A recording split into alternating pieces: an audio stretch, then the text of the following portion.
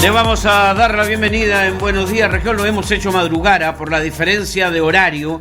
Claro, en el resto de Chile, a la excepción de Magallanes, aquí el reloj marca las 8 de la mañana con casi 32 minutos, 7 de la mañana con 32 minutos. No sé si es habitual, a no ser que salga a hacer el footing matinal o lo hagan hacer gimnasia en la casa para mantener la condición física durante la mañana. No sé, digo yo, si a esta hora habitual es que esté en actividad Marco Enrique Ominami, ex candidato a la presidencia de la República, un hombre siempre en el centro de la discusión política a nivel nacional e internacional. ¿Cómo te va? Marco Enrique Ominami, querido Meo, muy buenos días. Buenos días, Vladimir, qué gusto estar contigo y como decía tu amiga y mi amiga, mi mujer, buenos días a todos, con mucha energía.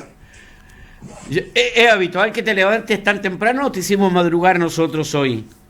No, es habitual porque ¿te acuerdas? Tengo una adolescente de hija y además yo trabajo mucho fuera de Chile y los horarios son aún peores en otros países. En Francia son 5 horas más, en Londres son 4, en muchos países me toca dar reuniones, conferencias que son más tempranas, así que a la orden, feliz de estar contigo, querido. Gracias, Marco. Marco, ¿a qué atribuyes tú el hecho de que se haya reconocido a nivel internacional el éxito de Chile en materia de vacunas? Pero hoy tenemos, y es reconocido también como fue reconocido internacionalmente el éxito en la vacuna, la mayor cantidad de contagio de COVID-19 medido cada 1 millón de habitantes. Chile también encabeza aquel ranking. ¿A qué crees tú se debe lo que está ocurriendo, que hoy tenemos más de 8.000 contagios diarios a lo largo del país? En esta entrevista se van a morir 2 personas. Cada 15 minutos muere alguien en Chile por COVID. En esta entrevista van a morir 2. Esos son los datos. Los resultados se miden por las muertes. Y en materia de muerte, el manejo de la pandemia no es malo, es muy malo.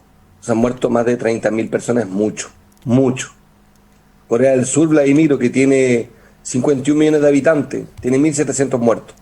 Chile tiene 19 millones de habitantes y tiene 32.000 muertos. Es dramático. Es una catástrofe.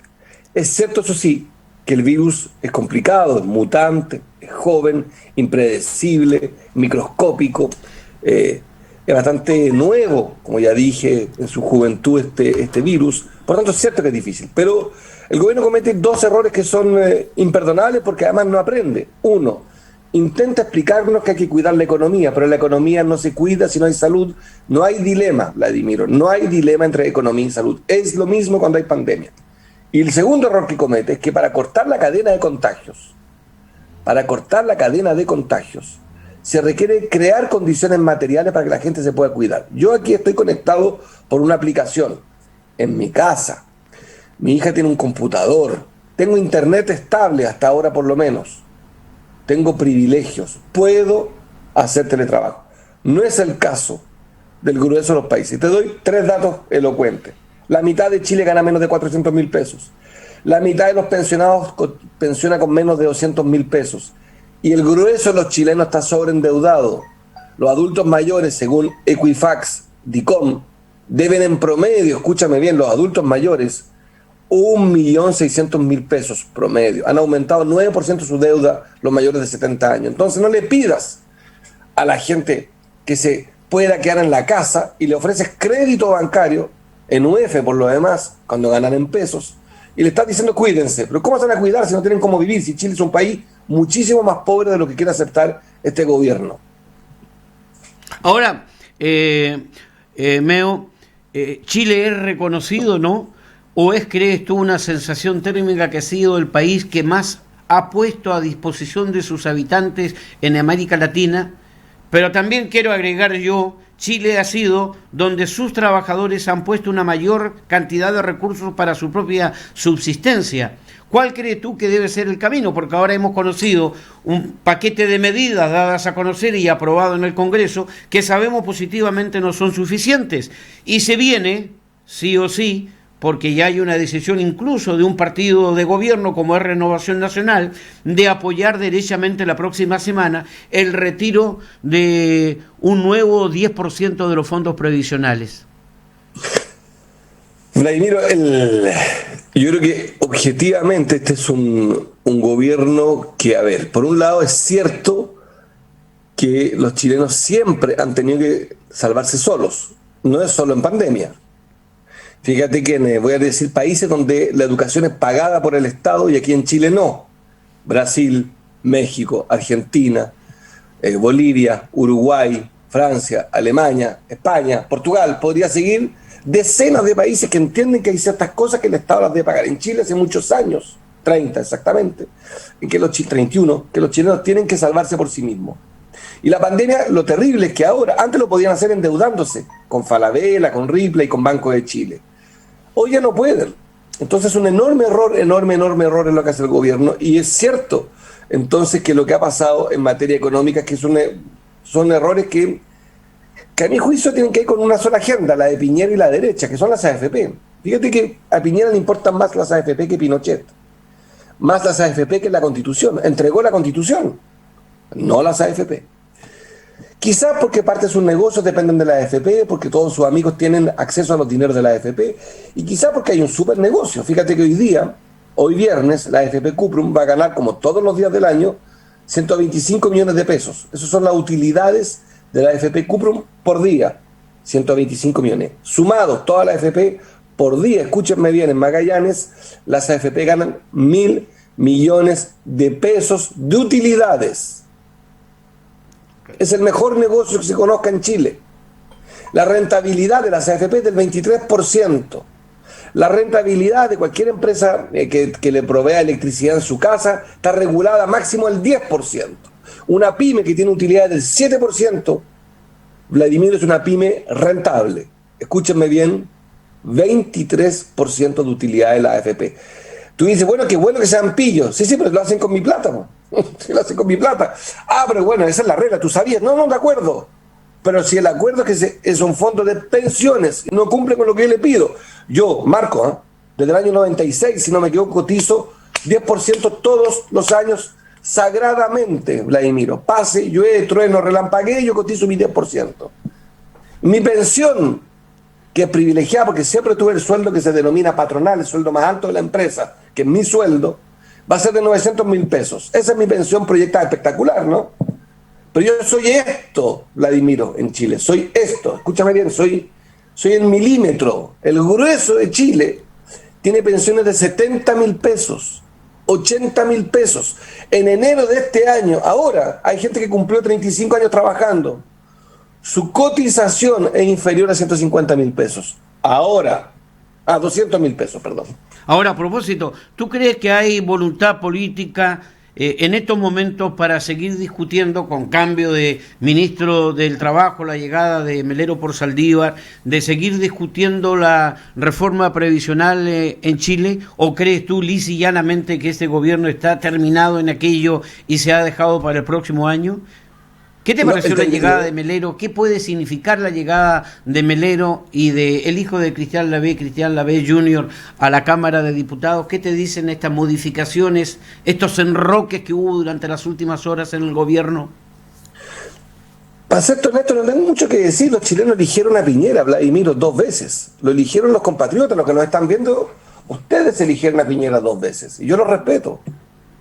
A ti te consta, Vladimiro, como 2 veces intenté que no lo eligieran, si fui candidato yo. Así es que, nada, soy respeto. ¿Qué crees que te diga? Yo no soy comentarista. Así es, él tiene el poder y le quedan 11 meses. No, pero ¿cuál es tu opinión respecto al tema previsional, a los 6 puntos que se están discutiendo y que han pasado ya más de 2 años en aquello, ¿no? Y da la impresión de que no hay voluntad.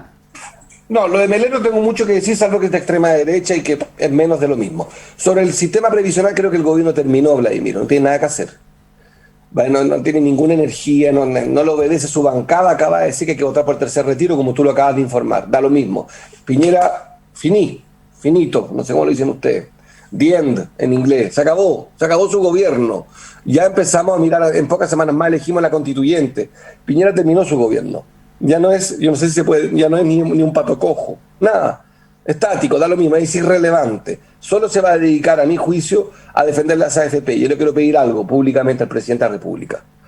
Antes de entrar al tema de la constituyente, que te voy a consultar también sobre aquello por lo importante y trascendental que es, ¿qué ¿crees tú de que es posible? Porque ahora durante estos últimos días se está hablando del impuesto a los más ricos.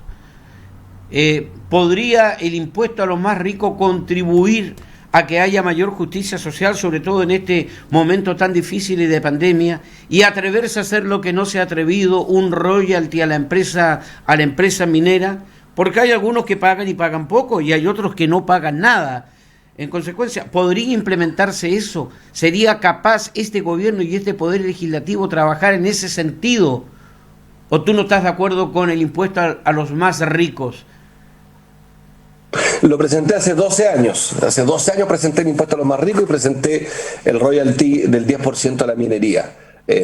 No, son proyectos que presenté, así es que no, estoy completamente a favor.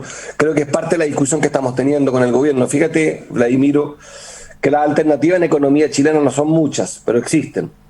Tienes ahorro fiscal, el gobierno no los quiere usar. Banco Central, Tesorería, tenemos plata guardada, no la quieren usar. Tienen la deuda pública del Estado de Chile del 40%, la deuda de los hogares de Chile y de Magallanes promedio 75%. Tienes entonces un Estado rico y un pueblo pobre. Tercero, puedes ir a los mercados internacionales a buscar plata para financiar y proteger a los chilenos. No lo quiere hacer el gobierno, el dinero está barato en el mundo hoy día, un buen momento para endeudarse. Cuarto, gastemos menos en armas, más en salud. No lo quieren hacer, siguen comprando misiles a esta hora. Quinto, una reforma tributaria. Tiene lógica, ¿no, Vladimiro? No lo quieren hacer. La reforma tributaria del año pasado que presentaron, que andan diciendo que fue espectacular, recaudó 0.5% de la economía. Esto, de nuevo. Son mezquinos, ellos están preocupados, son ideológicos. Nosotros, los progresistas, somos mucho más pragmáticos. Yo estoy siendo pragmático en mis propuestas. Si fuera por izquierda yo haría otra cosa. Estoy haciendo simplemente lo que creo mejor para Chile, no para la izquierda. Cuando planteo el tercer retiro de las salarios AFP, no es una propuesta de izquierda, es una propuesta de derecha. Cuando digo subsidio a la demanda y no subsidio a la oferta, vale decir, no defiendo la educación, la salud por delante, digo, pongámosle plata al bolsillo de los chilenos, es una propuesta liberal, de derecha, la defiendo, porque creo que es lo correcto hoy día para sostener el consumo. Para el mediano y el largo plazo tengo propuestas progresistas, subsidio al empleo, creación de un sistema, una red de seguridad nacional, etcétera, de seguridad social, entre salud y AFP o nuevos sistemas de pensiones. Más bien, entonces, Vladimiro, pragmático, y ellos son ideológicos, ellos son extremadamente politiqueros. Nosotros en la oposición hemos hecho propuestas pragmáticas, que no son nuestras. Para mí me preocupa el bolsillo de las y los chilenos. Ayer, Marco, no sé si tuviste la oportunidad de escuchar a un economista de izquierda, Landerech, ¿verdad?, ex Codelco, diciendo de que él no era partidario hoy en estas condiciones de subir el impuesto a los más ricos, porque esto tenía que hacerse primero a nivel internacional. Dice, Estados Unidos está viendo eso, cómo invita a participar a los países desarrollados y los que están en vías de desarrollo para ponerse de acuerdo y que todos cobren impuestos a los más ricos, porque él decía, tenemos la aprensión lógica de que si cobramos impuestos a los más ricos, esos capitales se van a países tan competitivos como Chile o más competitivos que Chile, pero donde los ricos no pagan impuestos. Primero, el año pasado se fueron 3.800 millones de dólares de lo que se llaman los family office, son las familias de ricos, que son oficinas que administran la plata a los ricos. Ya se fueron. Casi 2 puntos de la economía se fueron de Chile.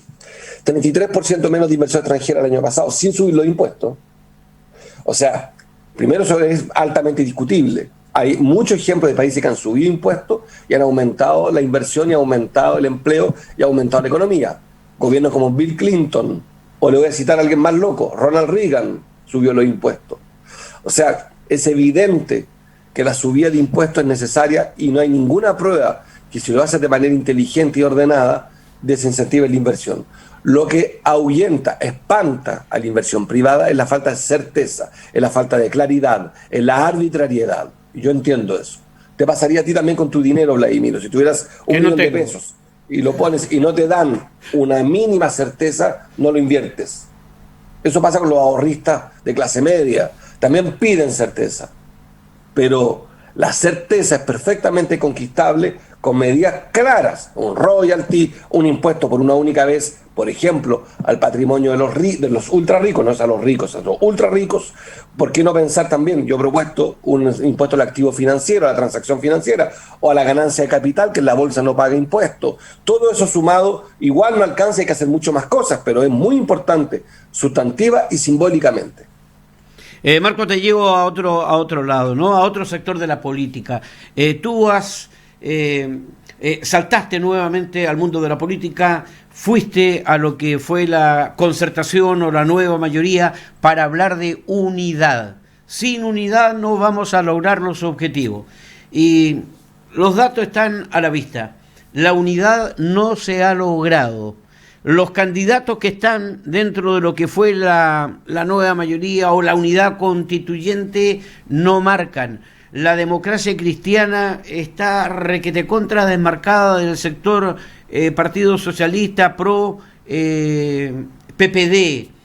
Sabemos lo que ocurre con Pamela Giles y con Daniel Jadue. No sabemos hacia dónde se encamina la candidatura, la precandidatura de Gabriel Boric. La unidad no se ha hecho carne, la unidad de la oposición no se ha manifestado. Y lo que es peor, la unidad de este sector político que tú pretendías unir no se va a manifestar ni mucho menos el próximo 15-16 de mayo con motivo de la elección de los constituyentes. ¿Consideras que para ti esto fue una decepción o un fracaso? Como decía Cantinflas, ¿para qué te digo si sí, si no? Sí, pero no. A ver, tienes razón. El hecho es que vamos en 6 listas de oposición a la constituyente y la derecha va en una. Fracaso. Te recojo el guante. Decepcionante. Es una oposición que avergüenza, que no está a la altura de los desafíos de Chile, porque la derecha es un desastre y nosotros debimos estar unidos. De acuerdo. En gobernadores no estoy de acuerdo. Hicimos primaria en todo Chile y somos lejos en la unidad constituyente. El pacto más social, más popular, más democrático que tenga Chile, por lejos sobre el Frente Amplio y el Partido Comunista, que cometió un error y al que invito a corregir, a no seguir escapándose de las primarias. No hicieron ninguna en el Partido Comunista y apenas 4 en el Frente Amplio, y eso ayuda simplemente a que gane la derecha en algunas regiones, en la elección que supongo en Magallanes valorarán, la de gobernadores. Sin duda. Sin duda. Sí, y bueno, ahí el Frente Amplio jugó pensando en sí mismo y no pensando en Chile. Eso hay que decirlo. Y respecto a los presidenciales, yo creo que es poco elegante lo que hacen. Y por eso les va tan mal a todos, incluso a Jadwe y a Giles no les va bien en la encuesta. No nos confundamos. 60% de los chilenos no les importa la presidencial hoy día. No nos confundamos. El 84% en muchas comunas de Chile dice que no quiere hablar de las presidenciales. Este es un tema de ellos, que les importa a ellos, pero al país hoy se está mirando a la pandemia y la economía, después mira a la constituyente, no está mirando a la presidencial. Yo creo que es poco elegante, es poco afortunado. Pero además, vámonos al fondo para no escaparme de la pregunta de las primarias presidenciales de unidad. Yo creo que aquí hay pura letra chica en la oposición y siguen todos escapándose de 2 datos. 1, la unidad es sin exclusiones. No se puede dejar fuera a una o a otro porque te da miedo. Están todos jugando en eso.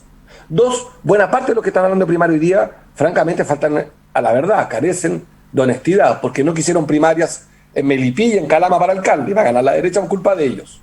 Y piden primaria ahora. Yo le pregunto a Frente Amplio, al que respeto mucho y creo que hay que encontrar, ¿no? Esto es desde la fraternidad. ¿Sí o no a primarias parlamentarias?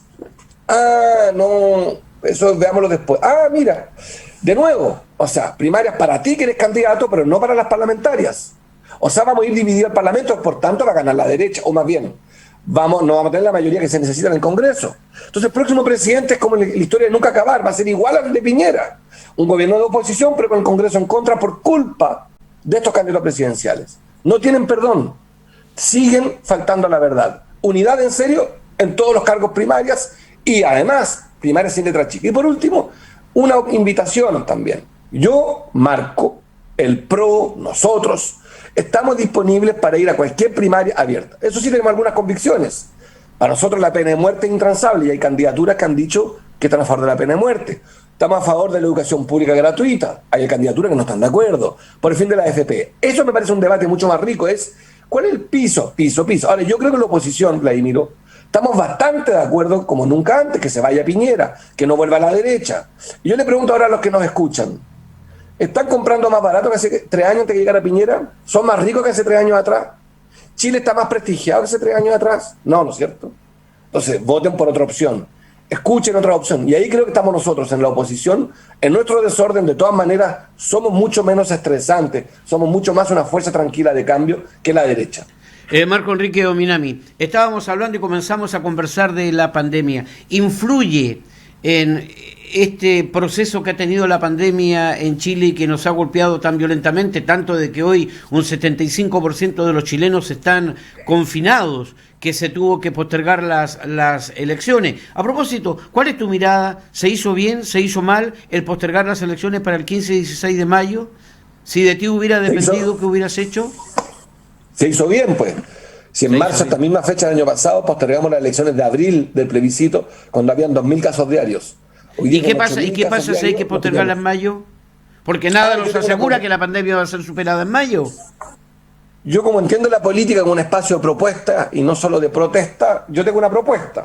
Postergaría todas las elecciones en primavera, por 2 razones. Primero, porque me quedo tranquilo que seguro que las haremos en primavera y no esto, en que cada entrevista que doy me preguntan si el 15 y 16 de mayo va a haber elecciones. 2, porque estoy convencido que está todo mal hecho, que la clase política hizo mal el cronograma, está mal hecho, Vladimiro. Porque el viejo Chile va a elegir un presidente mientras se está haciendo el nuevo Chile en la constituyente. Va a tener un próximo presidente en marzo del año próximo, que va a jurar o prometer en nombre de la vieja constitución. No va a saber si Magallanes va a ser autónoma, no va a saber si va a haber senadores, no va a saber si hay Banco Central autónomo, no va a saber si hay Tribunal Constitucional. El próximo presidente se va a tener que seguir dedicándose como Piñera a vacunar al pueblo de Chile. Eso es lo que le toca al próximo presidente, seguir vacunando. Pero gobernar es bastante más que eso, ¿no?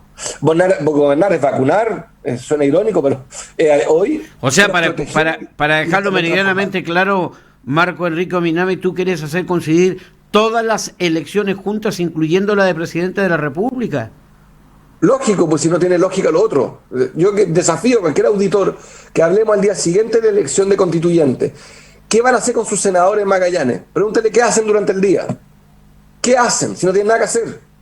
¿Qué van a hacer? Explíquenme. Bueno, claro, la ley del mono a la vivienda, el reajuste del sueldo mínimo, muy importante, pero ¿qué van a hacer? En la Comisión de Agricultura del Senado, la Comisión de Pesca del Senado, ¿qué van a hablar? Si hay una constituyente que al lado, en el edificio al lado, va a discutir el nuevo Código de Aguas. ¿Qué van a hacer? Hola, honorable, ¿cómo está usted? Buen día. Bueno, esperemos que piense la constituyente, no podemos discutir. Bueno, es que la constitución, artículo primero, no es que ahora ya no será el artículo primero. Acaban de votar en la sala al lado que el artículo primero se llama artículo número 3. Ay, perdón, colega, honorable, vamos a la sesión siguiente. Bueno, veamos el próximo miércoles a ver si la constituyente se decide. ¿Qué van a hacer? Marco. Con un gobierno que se acabó, un parlamento decadente y sin verdadera energía. Vamos a pagar con nosotros, chilenos, con nuestro sueldo, 2 congresos. ¿Para qué? Renovemos todo de una sola vez y hagamos un nuevo Chile robusto, de cambio, en primavera. Pero mi propuesta es de minoría, aunque debo decirle que no me he equivocado mucho en los últimos 12 años con mis propuestas, que siempre son vistas como una provocación y terminan humildemente haciéndose. Marco, aprovechando los últimos minutos de esta grata conversación matinal, ¿qué debe ser imprescindible en la próxima Constitución? Sí o sí tienen que ser incorporados en la nueva Constitución. Dame 2 o 3 artículos que deberían ser imprescindibles. Primero, el concepto de Estado subsidiario. En educación el gran problema es que el Estado es esclavo del mercado. El Estado debe recuperar sus deberes plenos. No puede esconderse el Estado atrás del mercado. Eso está en la Constitución. 2, el artículo 19 de los derechos. Tiene que haber más derechos. Derecho al agua, derecho al trabajo, derecho de niños y niñas y adolescentes. 3, que la propiedad privada sí, siempre y cuando no afecte el bien común. 4 y último, fundamental, al pueblo lo que es del pueblo, el poder. Otro sistema político, una democracia más participativa y directa, semipresidencialismo, congreso unicameral, federalismo atenuado, referéndum revocatorio, iniciativa popular de ley. Como ven ustedes, un sistema en que el país, el pueblo, es dueño de su futuro. A ver, perdón, tú dijiste federalismo atenuado. Nosotros estamos hablando de la descentralización sí o sí, ¿no? Desde la zona austral. Tú dices federalismo atenuado. ¿Me puedes explicar un poco? Claro, yo creo que hay que descentralizar todo, salvo 2 cosas en Magallanes. Todo en Magallanes, salvo 2. 1, el tema de la seguridad debe ser una policía nacional unificada. La seguridad debe ser nacional. Por el narcotráfico atendía nuestra tradición y atendía nuestra geografía. 2, todo debe ser descentralizado hacia Magallanes, salvo el tema tributario. Tiene que haber solidaridad tributaria en todo Chile, porque si no, Magallanes no podría vivir de los recursos que genera ella sola, como no podría hacerlo Aysén. Antofagasta, en la región más rica de Chile, tiene que colaborar al resto de Chile, cuidando sí que reciba Antofagasta la retribución que merece por alojar proyectos altamente invasivos en materia medioambiental. Por tanto, todo descentralizado, salvo dos cosas, seguridad al menos, y el tema tributario. Marco Enrique Minami, te quiero agradecer, el tiempo ya nos ha pillado, nos ha sorprendido, que tengas una muy linda jornada laboral, mis cariños a Karen, muchos éxitos y hasta otra oportunidad, Marco. En esta casa, como tú lo sabes, te queremos mucho y te admiramos mucho, así que fuerte abrazo a tu público, a ti por supuesto, y le daré tu abrazo a la gran Karen. Besos, abrazos. Chao. Gracias, Marco. Marco Enrique Ominami, ex candidato presidencial, estaba con nosotros abriendo los fuegos de esta jornada correspondiente a este viernes 9 de abril. Y estamos diciéndole a todos ustedes, buenos días, región.